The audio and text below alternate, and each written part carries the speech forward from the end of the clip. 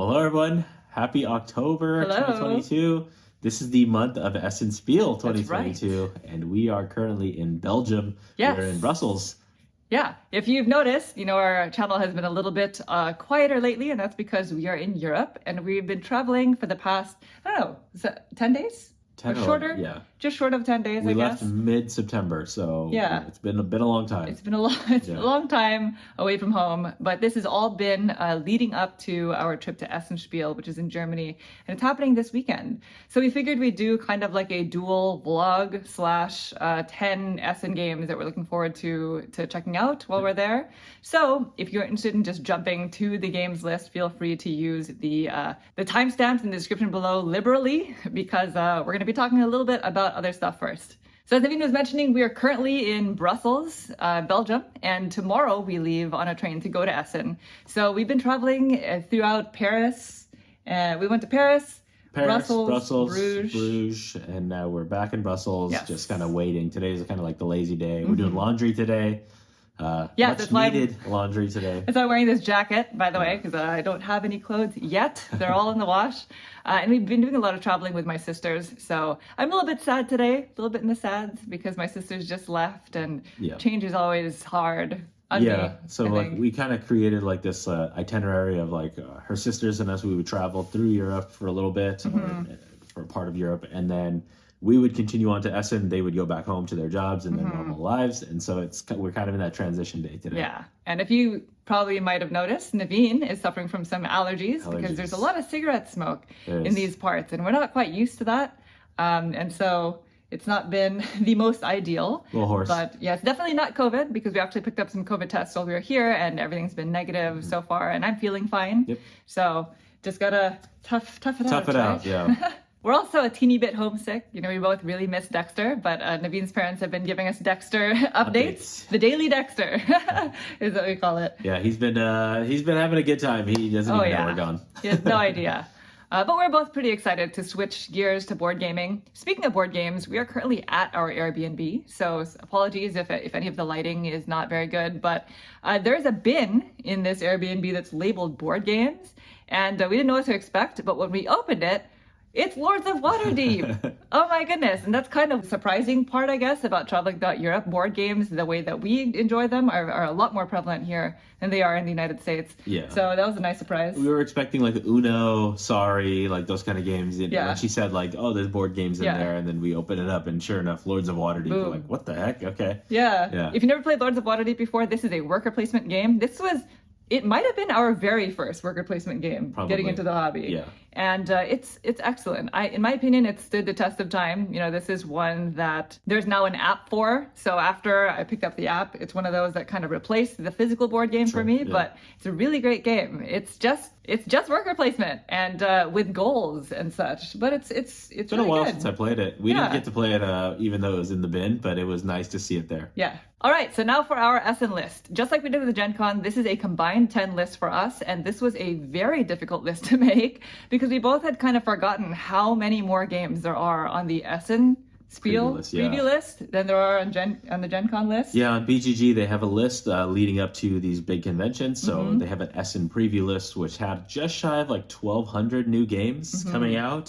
So we've, over the course of several weeks, we've kind of been going through it and marking what's interested and what was like kind of like a must-have for us. Yeah, I will say it's really hard to filter through the noise because you don't really get a good, idea as to what these games are truly going to be just like. From the list, just from the list, just from what pictures they put up. Some publishers don't even put up pictures of the actual game. There's just kind of like the one picture like thumbnail. Like a pending picture kind of thing. Yeah. So for our Patreon community, we did 2 separate videos. We did one that was just us talking about the most thumb games, another one where we talked about some of our hidden gems.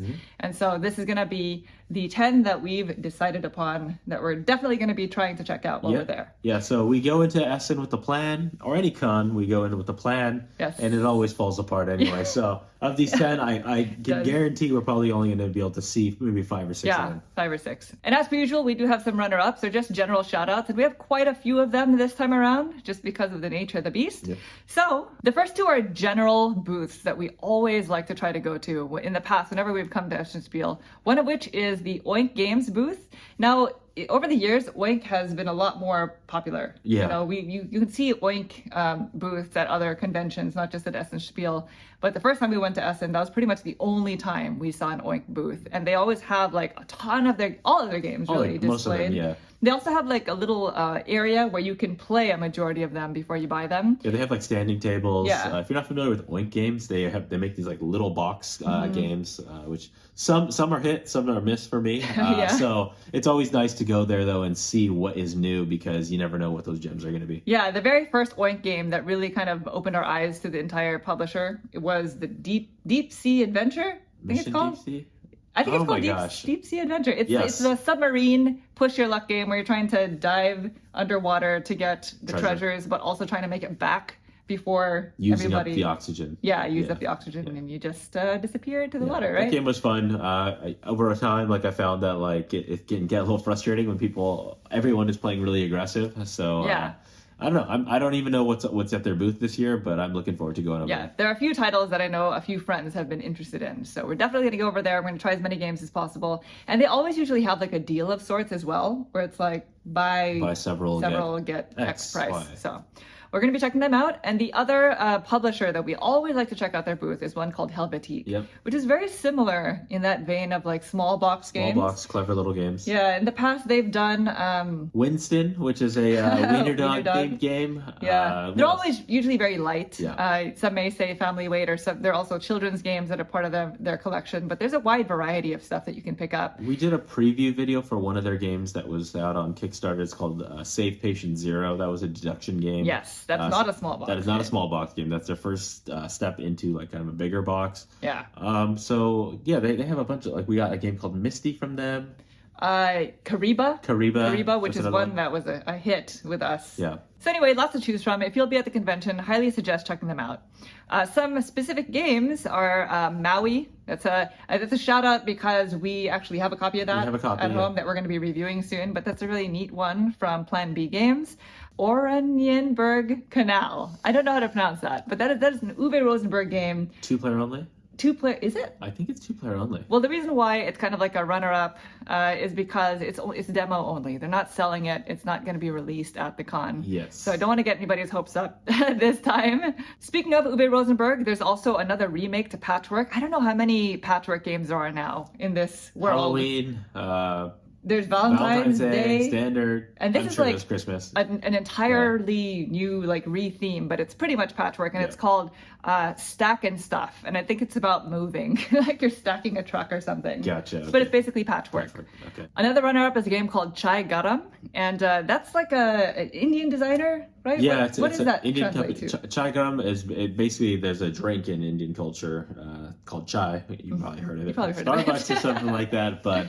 It's basically a spiced chai. It's kind of with black tea, and it's I don't know anything about this game, but I am very interested to see what the gameplay has and how it incorporates kind of the Indian culture in a game. So you don't really see too many themes like this, right? And it's nice to see that. Yeah, so that's Chai Garam. All right. So by the way, if you hear any noise, the city is alive tonight. So just know that we are next to kind of a really large central part of Brussels. Yeah, there's like the big town square. You've probably seen, maybe if you've seen pictures of it. If you Yeah. look up, like Brussels town square, we are like right there. Yeah, so there's a people lot of are noise. having a good time. Yeah. All right, so the first game on our list is a game called, I think this is the German name, but it's called Fasenerie. The English title is Fancy Feathers. And this is a game that's published by 2F Spiel, it looks like, and it's designed by Friedman Fries. And so we actually haven't played many Friedman Fries games. You've played Power Grid. Yes. I have not played it. It's one of those ones that everyone says I would like. Yeah. And I just haven't got the chance to play it. Yeah, I played Power Grid and Friday, which Friday. was a game that made it onto my solo games video, which thank you everybody for all the love on that video. I really appreciate it. But this is a 2-player only game, and the cover is ridiculous. It has this bird. It's the reason why I made it on our list. Yeah, it's almost comical. Yeah. You added it to your list at first, and I was like, are you serious? Almost like, is this a joke? And then the more we kind of looked into it, I was like, well, it's by Friedman Freeze. He's kind of a well-known designer. Yes, He's got yeah. a good track record.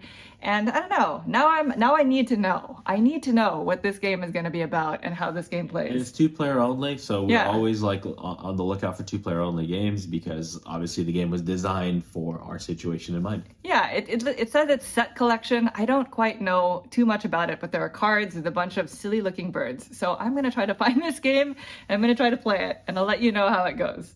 But that is one that I chose actually to add to this list. And if I'm looking down, by the way, it's because I have the list on my phone. We are not as set up as we normally would be at Yes, home, so right. we're going to have to kind of improvise a little bit. Do what we can. Okay, the number 9 game on our list. This is a game that's called Sabika, designed by Herman Milan and published by Ludnova? Ludnova Games. Yes. Yeah. If you're not familiar with this designer, he also designed a game called Bitoku, which is one that I, as well as Monique, was not a It's a big bit of a fan miss of. for us. But I am interested in this game because, first of all, the theme. You're trying to build some of the walls on the Alhambra. And also, I'm also interested in this game because sometimes when I see potential in a designer, I want to see what the next game that they make out of Yeah. it. Like Bitoku for me was kind of a miss, but I think that if they took whatever they learned from that point and made a different game beyond that, like You gotta what else try is it. different? Yeah, you have to can't- try it out. Yeah, I agree. Like, you can't always base the next game off of the last game, Right. Even though that does happen. But you just gotta try it. Yeah, Everything exactly. it's a new design, right? Yeah, so in terms of mechanisms and all that stuff, it's really hard to kind of understand, what's going on in the game. But the box art looks really, really nice. It has a theme that's interesting to me, and also a designer that has put out a decent game to some other people. Yeah. All right, the next game on our list is one that I added because this is a solo game. I'm deep. I'm in. I'm all in. I'm going to be on the lookout for solo games. And this is a game that had a lot of buzz actually on BGG lately, and it's called Resist. Resist. I think I mentioned it in the solo games blog that I did recently, but this is a new one. I don't even think it's been released yet. I'm assuming it's releasing at Essen Spiel, and it's designed by a few designers. We have Trevor Benjamin, Roger Tankersley, and David Thompson, and published by Salt and Pepper Games. And it just looks interesting. It almost reminds me of Maquis in the art style, but I don't think it plays that way. It seems like it has a lot to do with cards, so I'm kind of wondering if it's going to require me to shuffle a lot because I'm not a fan of that in like solo designs. But I'm interested. It says that it's a fast-playing, card-driven solitaire game. So we'll see. Cool. I'm going to kind of look for it and see if I can demo it. Resist. How long is that playtime?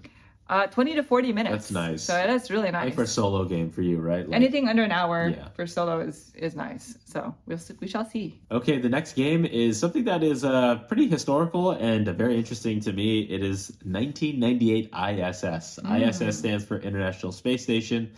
This is designed by 2 different designers. There is Gerard Asensi as well as Ferran Renalias. It is published by Looping Games. It plays in about 60 to 90 minutes according to the listing. And essentially what you're going to be doing is you're going to be constructing or building the International Space Station up in space. Back in 1998, I guess that's the historical time. I remember there was a lot of buzz when we were kids about the International Space Station coming together. And I guess this game is going to kind of focus in on that. It's a worker placement game where I guess there's Earth actions where you can take one of 4 different types of actions on Earth, or you can take one of 4 different types of actions up at the International Space Station. So I'm very interested to see how this all kind of comes together. It kind of gives me that like on Mars yeah, feel. kind of like feel, but maybe not as heavy of a game like that. So I just want to see how the mechanisms all work together and kind of how the story arc of the game goes. So the theme was most interesting. Yeah. Cool.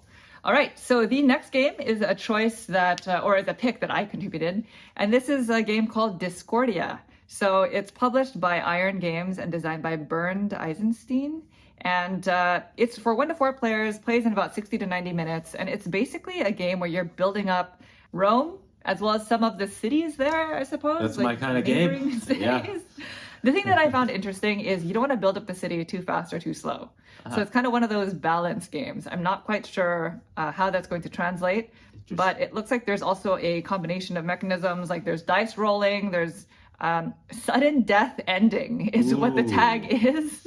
on BGG. Ooh, no. Wow. Like, what is that I going to don't know mean? if I like that. And then there are just some events and such. It's been a while since we played a true city builder, so I'm very curious to see how this one is going to play out. Sure. And so that is the 6th game on our list, Discordia. And by the way, these are not ranked in any order, so it's not like number 6 is going to be higher or lower than number 1. That's right. I think we should fail to make that disclaimer in this video, Yes. but these are just 10 games. The number 5 game on our list is designed by 2 different designers. There's Isra C as well as Shay S. Those are the 2 that have designed a game called The Red Cathedral, which is one that Monique and I both really like.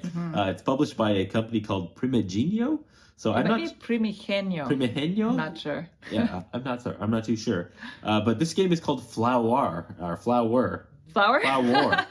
It's like Flower. Yeah, Flowar. I wonder if it's a take on flower because it's just a bunch of flower. Beautiful cover. And it's a bunch of flowers, right? The theme is supposed to be that for 4 weeks there is this festival that occurs commencing or commemorating the end to the 100 Years' War. And apparently you are running like a little economy of a flower shop and you're trying to hire and potentially fire different workers who may potentially go on strike. And it's a worker placement style game, which is right up our alley. We were big fans of, like I said, Red Cathedral, which was the predecessor game to this one. And so I'm interested in this one. Cool. So it's like a flower war. Flower war. War yeah. with flowers. But I don't think there's actually war. It sounds like you're just running your market. Oh, okay. Yeah. Cool. And we might sound like we're bumbling around. It's because it's true. We are bumbling around. Bumbling idiots. I'm really worried about a Belgian waffle stand closing. And I cannot stand my hair right now. Gosh. Hair is different when you're in different temperature climates, I guess. You're using the house shampoo. That's what it is. I did, yes. Yeah. All right. Our number 4 game on our list is a 2-player only game. I don't know. There's a lot of 2-player only games on the list. I think maybe because of COVID, like it takes a couple years for things to design. Yeah. Like, so maybe now it's like you're seeing a bunch of 2-player stuff. You're seeing a lot of, first of all, there are a lot of Kramer Kiesling games. There are a lot of 2-player only games, and there are a lot of roll and writes. Right. So that is a majority of the preview list. But this game is a game that is designed by Lucas Pagoda and published by Portal Games, and it is called Basilica. So in this game, I think this is an area control game. And I know in the past, area control is not my favorite mechanism, but the exception is if it is a 2-player only game. That is when it's actually kind of cool. You know? Yeah, it's like you or me. Yeah, it's not like 4 people who you're like, oh God, now I have to be the most out of all of these people, right? Or like, I did all this work and they counteracted it. I was in the lead, therefore I'm like kicked down. Yeah, it becomes a lot more tactical when it's a 2-player only game. So I don't really mind it as much. And this one seems really interesting. It's tile laying. It's set in medieval Florence. So on the box cover, I think it looks like the Duomo. I think it's the Duomo, yeah. Looks like it. And the It's a Duomo beautiful building. is and very, very old, very beautiful historic building that's in the heart of Florence. And we actually had the privilege of seeing it in person during our honeymoon a few years ago. And it's just one of the most beautiful buildings I've ever seen. Yes. So I don't know if I judge it by its cover and by the fact that it's a 2-player only game, but I am curious. Portal Games is a great publishing company. 2-player only. Area control at 2 players, which you like, tile laying, and it has a Florence theme on it. Yeah, so it's got a good mix of things that I'm hoping are going to be a good mix. So we'll see. Our number 3 game is one that is very well thumbed up on that BGG list. This game is called Woodcraft. It's designed by Ross Arnold and Vladimir Suhi, which is a name that Monique and I are very, very happy with all the games that we've played. Yeah, he's designed a lot of games in the past that we really enjoy. Yeah. And this is published by Delicious Games. Apparently what you're going to be doing is you're going to be running a wood shop in the woods. It has kind of a fantastical or fantasy theme, and the wood is your dice. So there's going to be some dice manipulation in this game. So there's some sort of mechanism where you get to cut down your dice and then glue them back together. So I'm assuming you're going to have dice that have certain pips, and then as the game progresses, you can change it somehow. Not sure how that mechanism works, but that's why I'm interested in this game. It's very cute looking. It is, yeah. And we're not exactly sure if that's how the game is played. No. I'm assuming everything. Okay. All right, we are here at our last 2 games, and the second to last game on our list is an Uwe Rosenberg game, because we are on this extremely long Uwe Rosenberg series. He is a designer that we both really love, and he has like, I think 3 games or so on the actual Spiel preview list. Yeah. One of which was the one that we mentioned earlier, that's demo only. There's like a Bonanza the Dice game also that's going to be out there. Okay, yeah, I lied. Maybe there's like 9. There's a couple German games. There's a few German games. Yeah. There's also an expansion for Caverna, which right. It's a second expansion because A Forgotten Folk was the first one that we actually have. We're not quite ready to make the leap to another expansion, so Right. we're just trying to ignore that one. And so this game is called Atiwa. Atiwa. I don't know how to pronounce it, but there's definitely a bat on the cover of the sort of bat, yes.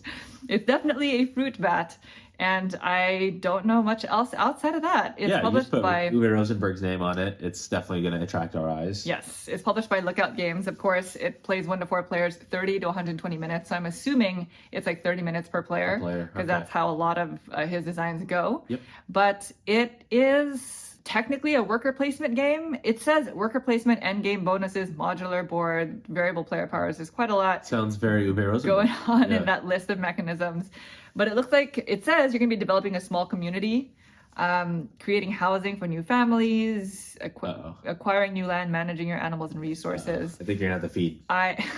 Feed your bats? Feed your bats. Some fruit? I don't know. There are animal meeples, and there are 3x3 grid tiles, is what it looks like in the photos. So I don't know, but I hope it's going to be good. I hope it's good too, because we really enjoy his games. Yes. Definitely. Yeah. I wouldn't mind having to feed my fruit bats. That's right. Okay, last but not least, this is one that was instantly on our top list when we went through the preview list the very first time. Mm-hmm. It is called Lacrimosa. It's designed by 2 different designers, Gerard Asensi and Ferran Ren Elias, who we had mentioned in a previous game on this list. I just realized that right now. It's the same designers. Published by Devere Games. They did Red Cathedral, they did Bitoku, just to name a couple different ones. Yeah, they always have very good production value. I believe they did Paris, which is a game that we both really do like enjoyed. that one, yeah. So this one is you are helping, I guess, Mozart in his final Requiem piece. Mm-hmm. Honestly, I don't know too much more beyond just the general overall theme of the game. It's from a publisher that we really respect, and it's just a game that interests me just based off of the cover art and, well, the theme. Yeah, for me, the theme is enough. Like, in my undergrad, I was a music major. We both are musicians. We really love music, including classical music. And so just knowing that this is a game that's centered around Mozart, that's potentially complex and just looks like it's got a lot going for it. Yeah, there's some sort of like bag building mechanism in the game. I am more open to deck building and bag building now than I was several years ago when I first got into the hobby.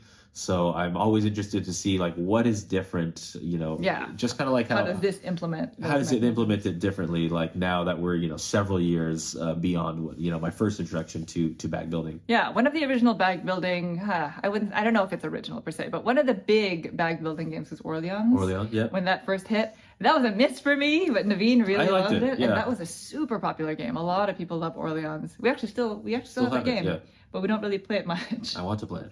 Anyway, that is it. That is all 10 games. We named a lot of different games, actually, more than 10, as we usually do. Yep. But we'll see how many we actually get to play. If you have any recommendations, or if you made your own list and would like to share it, please leave some comments down below. We'd love to check out what other people are curious about.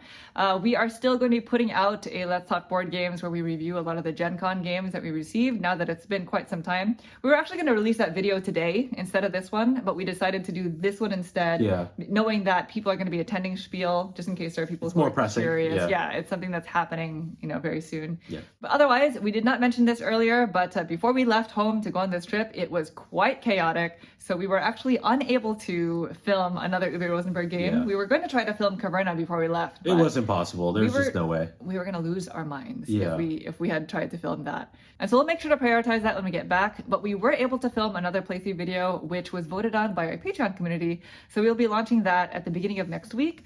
Otherwise, if you're attending Essen Spiel, keep an eye out for us. We brought our buttons. We ordered a new set of them.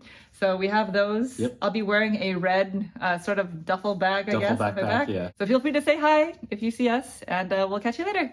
Bye. Bye.